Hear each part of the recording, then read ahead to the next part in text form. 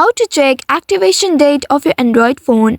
Hello and welcome back to our YouTube channel How to Tutorials. In today's video, I'm going to show you how you can check the activation date of your Android phone. To do so, first of all, you will need to open your phone application on your mobile device and make sure Keypad tab is selected at the bottom left. Once selected, now you will need to simply enter the numbers as shown in this video. You may also pause this video to check the numbers and note it down. Firstly, enter star hash 12580 star 369 and hash. Simply after entering this code, you'll be able to see this interface on your screen. Here, you'll be able to locate RFCAL, and at the right side, you'll be able to see these numbers.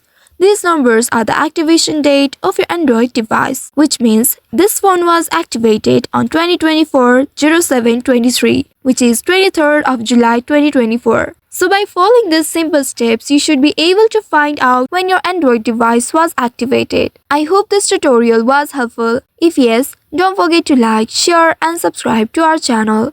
Also hit that bell icon to never miss any updates from us. Thank you for watching.